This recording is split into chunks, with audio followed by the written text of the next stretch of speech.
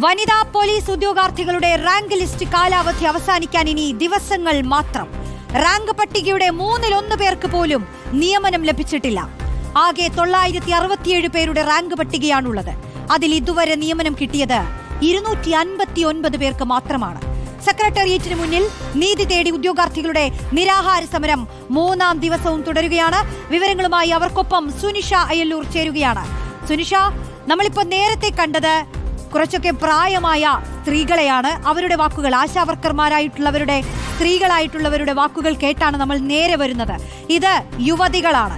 പഠിച്ച് റാങ്ക് ലിസ്റ്റിൽ ഇടം നേടിയിട്ടും ജോലിക്ക് വേണ്ടി കാത്തിരിക്കുകയാണ് അവർ കുറെ കാലമായി.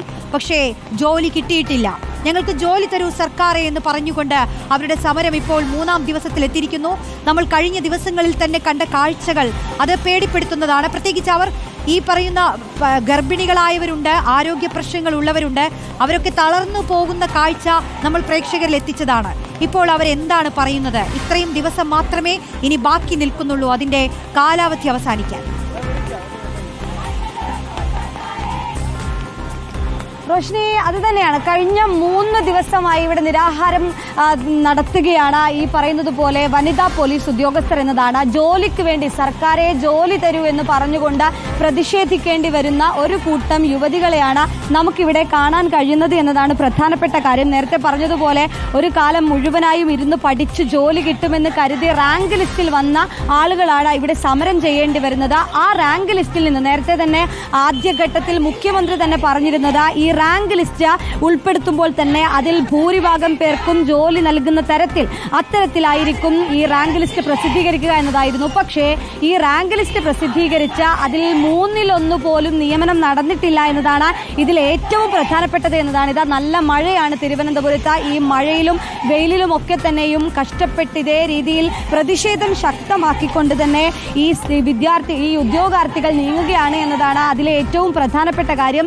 967 പേരടങ്ങിയ റാങ്ക് ലിസ്റ്റ്, അതിൽ നിന്നും നിയമനം നടന്നത് വെറും 259 പേർക്ക് മാത്രമാണ് എന്നതാണ് ഇതിലെ ഏറ്റവും പ്രധാനപ്പെട്ട കാര്യവും. ഒരു 60% നിയമനമെങ്കിലും നടത്തണമെന്നുള്ള ആവശ്യമാണ് ഇവർ ഉയർത്തുകയും ചെയ്തത്. മുഴുവൻ പേർക്കും നിയമനം എന്നതിനപ്പുറം അതിലൊരു 60% പേർക്കെങ്കിലും നിയമനം നടത്താൻ തയ്യാറാകണം സർക്കാർ എന്നുള്ളതാണ് ഇവരുടെ ആവശ്യവും ഉയരുന്നത്. സർക്കാരിന്റെ ഭാഗത്തു നിന്നും ഒരു അനുകൂലമായ നടപടി ഉണ്ടാവുമെന്ന് പ്രതീക്ഷിക്കുന്നുണ്ട്. ഇപ്പോഴും നമ്മൾ പ്രതീക്ഷിക്കുന്നുണ്ട്. കാരണം അവർ ഇത്രയും 11.5 മാസം നമ്മൾ എല്ലാ ഓഫീസുകളിലും കയറി ഇറങ്ങുകയായിരുന്നു.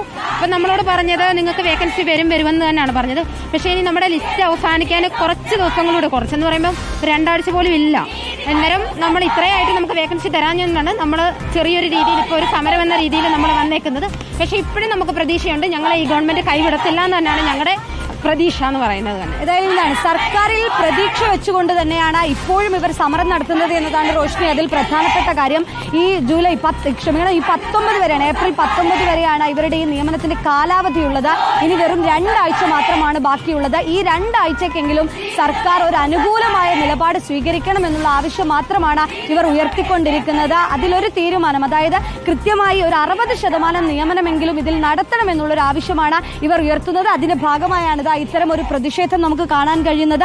നിരവധി പേരാണ്, നേരത്തെ റോഷ്നി പറഞ്ഞതുപോലെ ഗർഭിണികളുണ്ട്, ആരോഗ്യസ്ഥിതി മോശമായ ആളുകളുണ്ട്, മറ്റ് രോഗമുള്ള ആളുകളുണ്ട്, മറ്റ് ഒരുപാട് ബുദ്ധിമുട്ടുകൾ, ശാരീരികമായ ബുദ്ധിമുട്ടുകൾ നേരിടുന്ന നിരവധി ആളുകൾ ഉണ്ട് എന്നത് തന്നെയാണ് ഇതിലെ ഏറ്റവും പ്രധാനപ്പെട്ട കാര്യം. ഏതായാലും പ്രതിഷേധവുമായി മുന്നോട്ട് പോകും. ഈ റാങ്ക് ലിസ്റ്റിൽ നിന്നും നിയമനം നടക്കുന്നത് വരെ ഇതേ രീതിയിൽ പ്രതിഷേധിക്കുമെന്നത് തന്നെയാണ് ഏതായാലും ഈ പ്രതിഷേധിക്കുന്ന ഈ ഉദ്യോഗാർത്ഥികൾ പറയുന്നത് എന്നതാണ്. ആ ഒരു പ്രതീക്ഷയോടെ തന്നെ സർക്കാർ ഇതിൽ അനുകൂലമായ നിലപാടെടുക്കുമെന്നൊരു പ്രതീക്ഷയിൽ തന്നെയാണ് നിലവിൽ ഉദ്യോഗാർത്ഥികൾ ഉള്ളത്. റോഷ്നി, ശരി. എന്തായാലും സുനിഷ, അവിടെ ഒരു ഉദ്യോഗാർത്ഥി നമ്മളോട്